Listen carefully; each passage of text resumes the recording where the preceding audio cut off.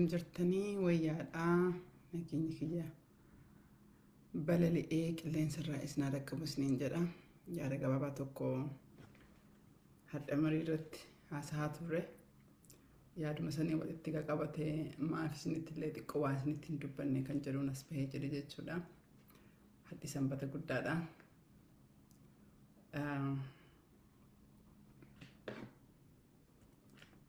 Sanii walitti qabatee kan inni yaada kanaatiin let me give yaada completely yaada seenaa jedhu yeroo baay'ee namoonni keessaanis alaanis namni keenya kan rakkoo adda addaa keessa jirtanii biyya akka Yemen keessaa, Keenyaa keessaa, Sudaan, South Sudan, Somaaliyaa, Somaliland, Egypt, Libya, Uganda bakka namni keenya itti rakkanne hin jiru. Hedduun keessan nuuf barreessitanii naaf barreessitanillee. I think dhiyeenya kana warri Cairo jirtan Dr. Trevor Galanisaa waaqumarraa dhufee fi jiraachisin bira ture nama hedduu interview godhee deebi'ee riippoortii isaanii baasee jedha. Salmaan walitti qabateetiin because naa barreessituu waa'ee Saudi irraa waa'ee Yemen irraa maaf nuti cal'istanii maaliif akkana jedhu akkasumas immoo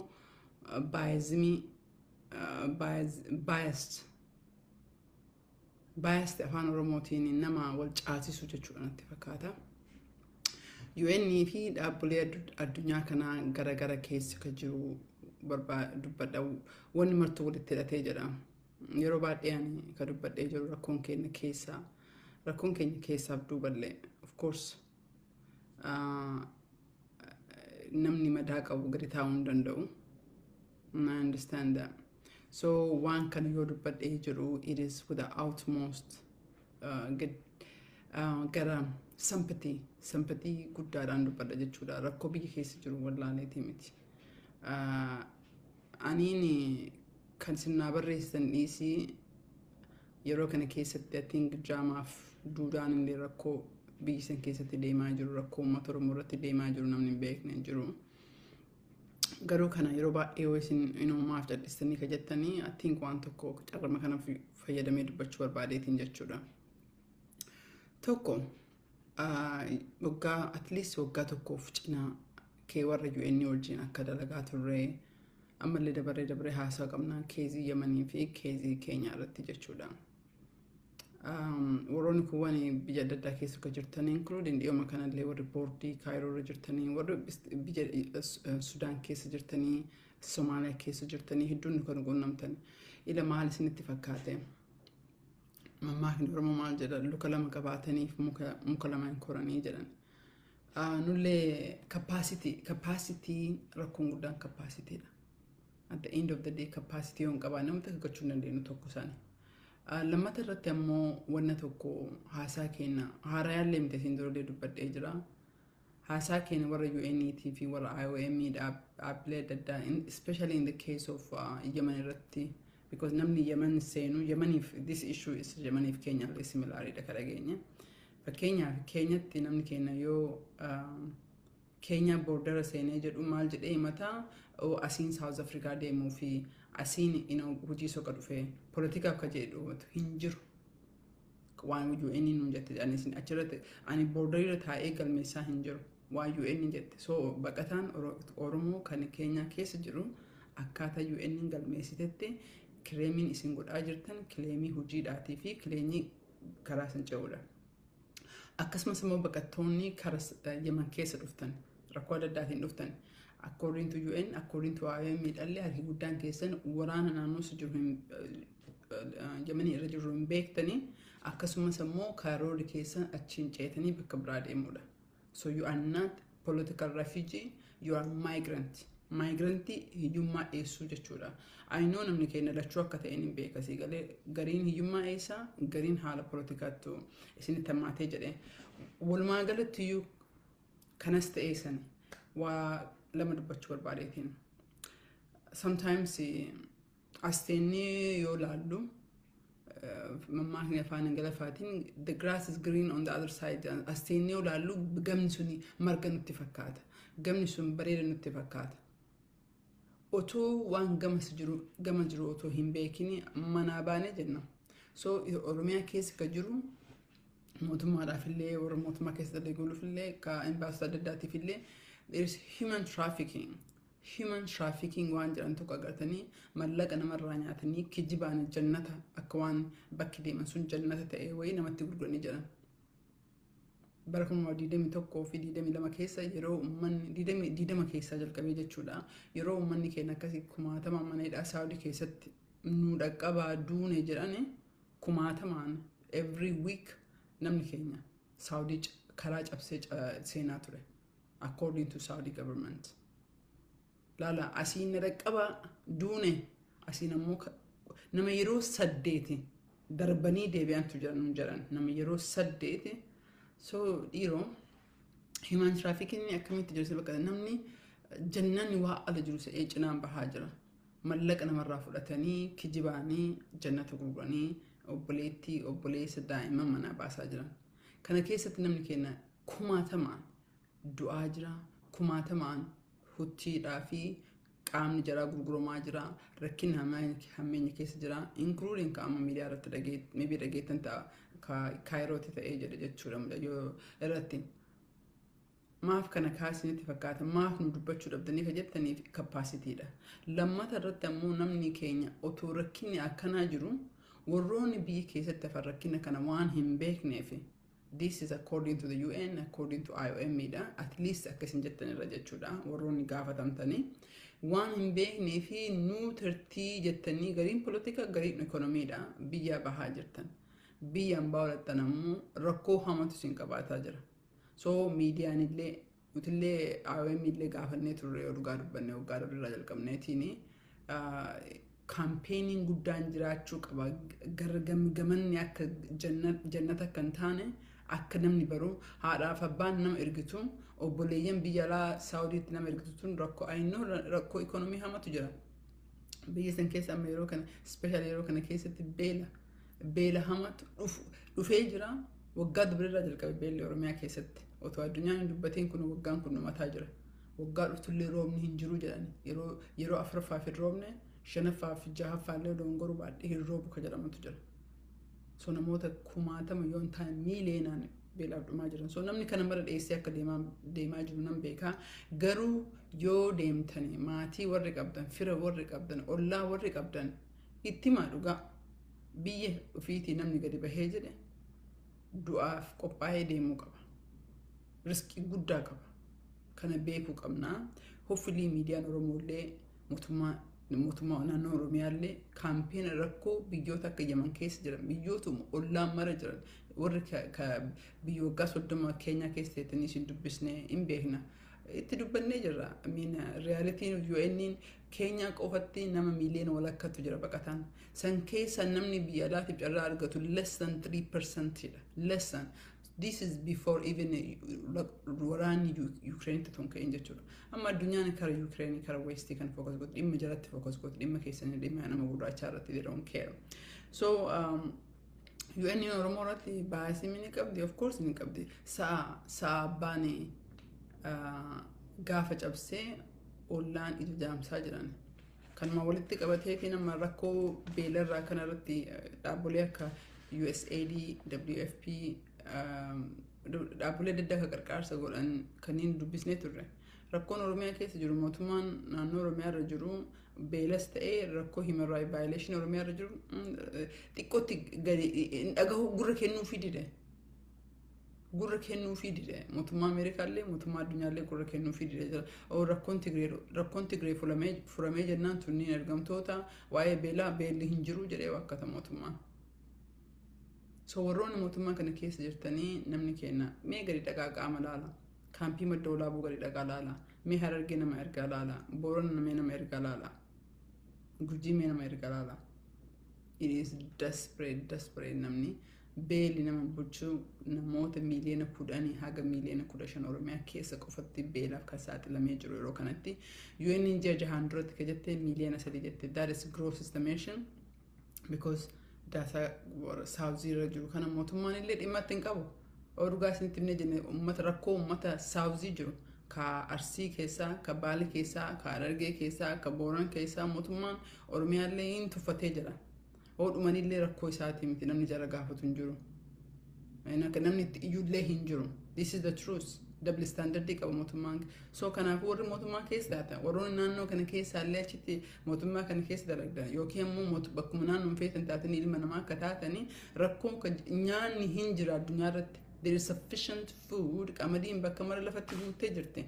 Garuu the problem is mootummaan yoo hin gaafatin dhaabni xiqqaan gaafatee wata kagachuu hin danda'u. Dhiibbaatti godhaa warra keessa jirtan akka mootummaan kun akkuma mootummaa Somaaliyaa akkasumas immoo naannoo Tigraay fi Amaaraa keessatti mootummaan naannoo dubbataa jiru beela kanaafillee dubbachuu qabdanii. So baay'izimiin UN's ta'ee USAID's ta'ee adda addaarraa akka dhufu it is because ilaalchi mootummaan Itoophiyaa mootummaan Oromoo uummata Oromoof qabu kun akka martinuu tuffatu rakkoo Oromoo akka hin dubbanne ka jedhu walitti qabata waan ta'eef nevertheless this is the fact hin jiru inni jiraachuu kee babaareetiin baay'izimiin jira. Garuu inni guddaa yeroo baay'ee kan dubbadhee jiru. Rakkoon keenya keessa kan jiru. Keessa nama garii just rakkoo ofii kana bakka inni yeroo maraa daa'ima sii balee bara 1970 hin sossobamne 90 hin sossobamne 18 hin sossobamne bakka sossobamuun keenya hin dhumu limitlessiidha sii galee rakkoo kana responsibility fudhachuun barbaannu. Responsibility nutu rakkoo qaba jennee fudhachuu dadhabne jenne. Rakkoon keenya alaafis keessas ni jedha. Biyya Itoophiyaa dhiisaa biyya alaa kana keessatti mi'a fulaala. Isteeta community Oromoo kara 27 jira biyya kana keessa USM kana keessa qofa jechuudha. 27 keessaa 26 at least 20 very good warra waliin dalagnu warra hariiroo gaarii bareeda qabnu. Mee isin ammoo fulaaltanii jettan jabinni keessan akkam fakkaata? Wal dhageettiin keessan akkam fakkaata? Silattuu mootummaan Itoophiyaa isin bulchaan jiru as jirtanii rakkoon keessan nothing to do with the mootummaa PP, nothing to do rakkoon keenya keessa jechuudha. Akka maatiittis ta'e, akka Oromoottis ta'e, akka gandattis ta'e jechuudha. Rakkoo keenya ofii fudhachuu dhiisnee, ofii dubbachuu dhiisnee, addunyaa maa nu dhaga'uu dhabdee, addunyaa maa Tigree dubbatti, addunyaa Ebalumaa dubbatti, addunyaa rakkoo kan ka'ee nuti sii dubbachuu danda'a. Tokkoffaatu iyyuu hin dubbattu summa achumatti hafu. Rakkoo mana kan kee keessa you are responsible. Mootummaan kun otoo silaa mootummaa uummataan filame otoo ta'e rakkoo kana furfuraa deema. Garuu mootummaan kun rakkoo kanayyuu kadhalchaa jiru harki guddaan mootummaa kana. So anamma kana sirratti yeroo baay'ee keessa keenya halaallu ka jedhu rakkoo keenya externalize goonee ofii keenya innocentii go of goonee harka qulqulluu si galeen tokko badii hin qabnu nuti akka ndogongorree nuti akka comfortably wala miila wajjaraan bullu wajjara hin bunnu walitti hin naafnu waliin ajjeesne waliin gurgurre waliin qallee waliin gumne dhiisneetiin gara barakaan Amaar barakaan Tigree mataa turre jechuudha. Rakkoon dogongorri tokko yoo jiraate rakkoo keenya Amaaratti rarraasne Tigreetti rarraasne seexaan rarraasne rabbitti of malee nama biratti rarraasne jenne jechuudha. Akka ilaalcha kiyya for as long as we continue haga nuti rakkoo keenya externalize goonu rakkoo keenya sii galee Ameerikaan nu dhaqqabe, Chaayinaa nu dhaqqabe, Raashiyaa nu dhaqqabe, I don't know, maybe Mexico nu dhaqqabe, biyyoota ollaa fi kaan beeku dhagaa jiru. Yemmuu Keenyaa nu dhaqqabe, Sudaan nu dhaqqabe. Ofii keenya ammoo gadi teenya haasa'uu hin dandeenye. Ofii keenya ganda keenya keessa kan jiru akkamitti fulla, akkamitti furraa, akkamitti waliin bulla, akkamitti waliin guddannaa, waliin badhaanaa, waliin qabeenya horannaa hin jennu. Maal bennaa bakka faranjii makanatti kaanitti finna jenna jechuudha. Amiin kanarratti kan dubbadhu akka nama carraa Oromoo bakka bu'eetiin carraa argadhee faranjoota hedduu dubbisee mootummaa gamtoomees ta'ee mootummoota Ameerikaas ta'ee carraa argadhee akka dubbisee ilaalee yoon jedhee uummanni keenya wanni tokko ka godhuu qabu ka durii maybe yoon goone amma ka godhuu qabu rakkoon keenya walakkaa oli keessa keenya. Rakkoon keenya ka Arsii keessa jiru ka Wallagga keessa jiru rakkuma Wallaggaati. Rakkuma warra Wallaggaa walitti fide rakkuma warra Arsii walitti fide guddaan. Waliigalatti ammoo akka Oromootitti rakkummaa Oromoo walitti fidde jette. Kana ammoo kana responsibility accept godhuu qabna. Responsibility kana gaafa accept goone maal nu godha isinitti fakkaate okay والأبي غراغرما بيا راجل كان رتي ورا بياتي متي أسمع ورما لا كانت أسمع مقالة من شيكاغو ما كان كيستي ركو ما كيني كانوا غرغرن وفيجره هنا فا أنا مالي نمني إبراهيم جرو عندك جمالي نمني إبراهيم بيكو أولانتما سيجلي تكو هذا لغو تكو أموغا فا دوجين أمتبات وانا تكو تنين selfishness نسي كان أقرت أنا مالي كان يو غوني جنة أوكي أنا اللي أكا كلون تاني يو أرجع أتلي أكا كلون تاني يو أقرر maybe solution ولين في النجنة solution سيجلي because برابر الرتي كابسون كنا endless تون كابتو كأبا كنا هاكيو كنا أبا كنا نترتي نتمول ما عند برسون كابسو كان eventually interti generation martino they have their own struggle akkanamati tayu we have our own struggle jirun jechun qabsoda I think the word jihad is qabso jechuda afaan arabatin jihad jechuni qabso jechuda nuti madaa keenan every single day qabso keessa jirra haalli jiru haalli fayyaa haalli qabeenya haalli dhukkuba haalli waa hedduu keessa qabso keessa dabarre janna a lot of time of ta'uu diddaaf nama ta'uu fi struggle guddaa keessa deemne jenna jechuudha. So akka Oromootis akka individualis akka gandaattis we struggle. Wanti biyya Westii kanaaf nu gargar kadhu xiqqoo jiraatee jedhe they have learned to accept responsibility. Isni galee responsibility amma fakkeenyaa fi just maatima keessatti fudhadhame. Or even individual personal life in the case of you, the moment we accept God and joke at them nefi, it's not because God is unfagat of tontain, asumatene, God is unfagoda, God is unfatini, murtesini, otomanan bain, silimaratene, asuma, and asumatefa, and asuma barada genedis nijana. Gafa kana mo, rakuba, and gafa samba gara can bahini, or rajanisa wada. What do we stick on man tokko hubatanii feeling ofii keessatti fakkeessuu dhiisanii accept reality dubbachuu jalqaban jechuudha when it comes to gender equality when it comes to everything rakkoon jira rakkoon Itoophiyaan walii galattu keessatti iyyuu waa fakkeessuu waa uumuu seenaan jirre katabuu irratti tokkoffaadha otoo beelaan hin beelofne jechuun aadaa isaa akka dhufe hin beeku garuu aadaa biyya saniiti so warra biyya kanatti yo quufe sin jedhe I think faranjillee hojii guddannee miti yoo quufe yoo si jaalate yoo si jibbe yoo hate sumatti mee jedha nuti ammoo artii kijibaa uummanne kijibaa fi nu tokko taanee jenne oo beelof nu quufne jenna yoo jaalanne jibbine jenna yoo jibbine jaalanne jenna gandaan ijaarramne wal jigsu akkamitti waliin jabaannee qabeenya horannaa otoo hin ta'in akkamitti ati si kuffisee ani qofti qabeenya horadha akkamitti ati baddee ani qofa aangoo qabadha otoo si galee ilaalcha akkasii kanatu si galee so hopefully mootummaan kun illee maka jiru waggaan afran dabre kun akka azaabaati namni hijummaa irratti akka namni in fact mootummaan kun akka nageenya uumamu barbaadu fakkaata akka ilaalcha kiyyaatti because gaafa nageenya uumamee jedhe uummanni ikonomiidhaaf itti ka'a kanaafi lolli konfliktii Oromiyaa keessatti balleessuun barbaadu akka hin jirre akka hin duune jidduu keessatti qabee jedhama gaafa konfliktiin Oromiyaa keessa dhaabbatee jedhe uummanni mootummaa kanatti quba qabaa gaafii itti kaasa natti fakkaata it's very unfortunate mootummaan kun mootummaa an Oromoodhaa ofiin jedhaatiin xiyyeeffannaa akkanatti Oromoo irratti yoo qabee jedhu marattoon akka dubbachuu barbaadee jedhe kanarratti akka nam tokkootitti qabsoo keenya kamataa keenya kamaatii keenya kaganda keenya mee selfish of jaalatummaa kana xiqqoo gad xiqqeessine akkamitti furraa waliin furraa sigalee warri kun illee sigalee rakkoo isin keessa jiru agartani fakkeessuu dhiisa rakkoo as baasaa dubbadhaa because yoo rakkoo as baasamee dubbatamee jedhe falli itti argamee jedha falli itti soqamee jedha gaafa san doktorri dhukkuba garaa keessa jiru yoo ati itti himte doktorri falasii kennuu danda'a dhukkubni gariin falan qabu falasii garuu yoo ati garaa keessatti qabdee hambistee jette walumaan bokoktee duutaa jechuudha. Rakkoon Oromoollee namatti iyyuu qofa otoo hin ta'in nuti yoo qabsoo kanarratti badii kanarratti beela kanarratti rakkina kanarratti gaheen keenya maal fakkaata? Gaheen dhaaba keenyaa maal ture? Gaheen dhaaba akka politikaa akka dhaaba civic societies ta'e dhaaba adda addaatillee jechuudha.